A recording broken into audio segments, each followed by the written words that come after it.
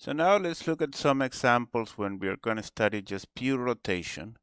So let's review the steps to analyze this. So you establish a sign convention, and then you see something is happening. Okay, so establish a sign convention.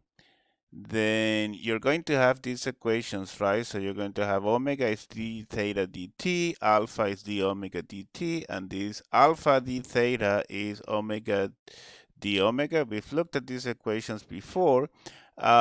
So if you know alpha, omega, theta, and t, if you know two of those, then you can find the others by using these relations. And then if alpha is constant, right, so that's a uniform motion, so you can use the equations for constant angular accelerations. So remember, the tangential and normal component are given by these two equations here, and the acceleration magnitude is given by Pythagoras there.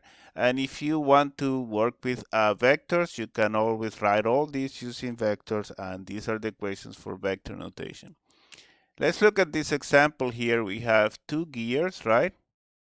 And so we have this motor here that is connected to this other gear that is lifting this weight there. And so the question is, the motor turns gear A, right? So this gear here, A, with a constant angular acceleration, right? So you're given the constant angular acceleration, and it starts from rest. So the cord, this cord here is wrapped around the pulley D, and so the question is, find the velocity of this cylinder after 3 seconds. So when we are working with gears, the key to realize is this point here, right? So this point has the same velocity for those gears. So we can write that the velocity of the point is omega A, the angular acceleration of A, times RA, right?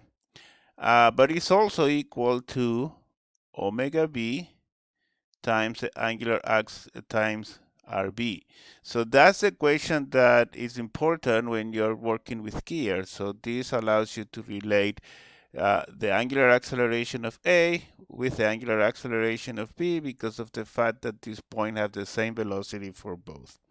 So what is the plan of action? So the angular acceleration of gear B and pulley D can be related to the angular acceleration of A by using this equation. So then the acceleration of cylinder C can be found by using the tangential acceleration of D, and then the velocity of C can be found using the constant accelerations equation. So let's look at how to solve this problem.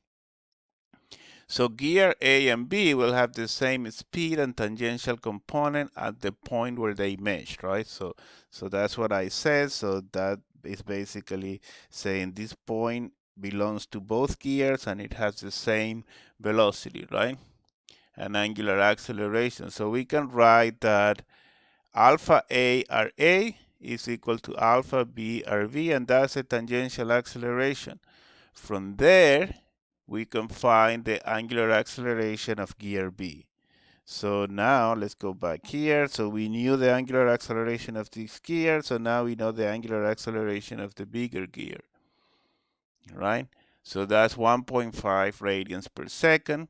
So now gear B and pulley D, they have the same angular acceleration, right? Because, well, they are the same, they are rotating in the same way. So, and the core, we're going to assume that it doesn't stretch. So then we can write that the acceleration of C is equal to the acceleration of point D, of the tangential acceleration, which is alpha D RD, right?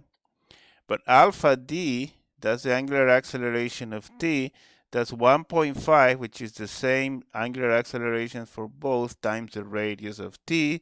So that gives you the linear acceleration of point C. So what we just found there was the linear acceleration of this point, which is also the linear acceleration of this. And now that we know that, we can use